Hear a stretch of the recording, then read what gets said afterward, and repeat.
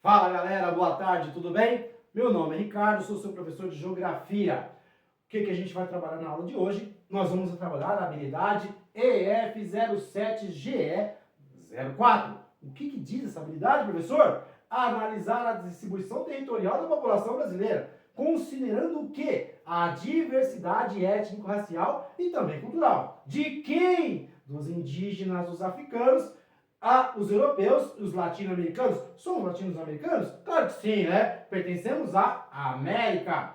Árabes, asiáticos, entre outros. E relacionar com outros indicadores demográficos, tais como renda, sexo, gênero, idade, entre outros, nas regiões do nosso país.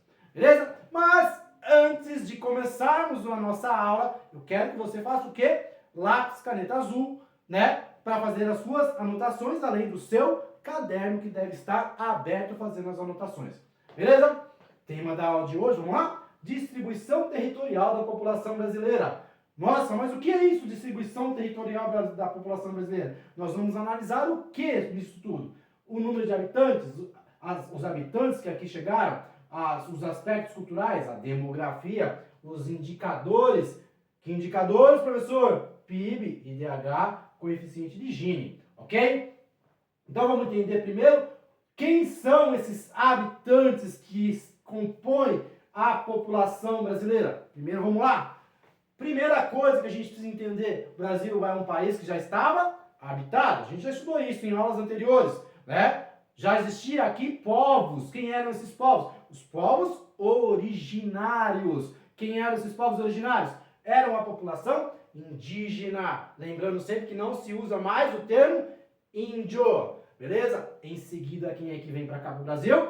Os europeus, né? Os portugueses, a fim de colonizar o nosso país no século XVI. Também chegam os holandeses, que invadem aí uma parte do território brasileiro também, principalmente lá na região de Pernambuco, ok? Em seguida, quem vem para o nosso país? Os africanos, né? Os nossos irmãos que vieram para cá na condição de escravos, ou seja, vieram para cá de maneira compulsória, ou seja, obrigados, transportados dentro dos navios negreiros, né? No porão dos navios negreiros, ok? Em seguida vem quem? Novos europeus, lá no século XIX, século XX, a fim de quê? De substituir a mão de obra escrava. Quem são essas pessoas? Quem eram esses povos? Os italianos, os árabes, os italianos, os espanhóis, que vêm para substituir a mão de obra escrava. Em seguida vem os alemães, os árabes, os suíços, né? E outros tantos, os japoneses, chineses, sírios, libaneses, entre outros tantos. E isso continua acontecendo até os dias de hoje, né?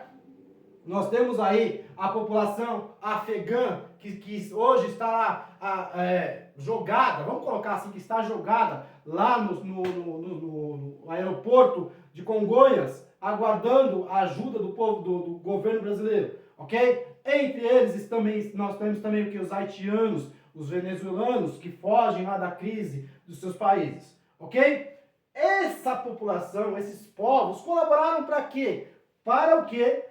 Os aspectos culturais do nosso país. Ou seja, para a nossa cultura, os nossos costumes, né?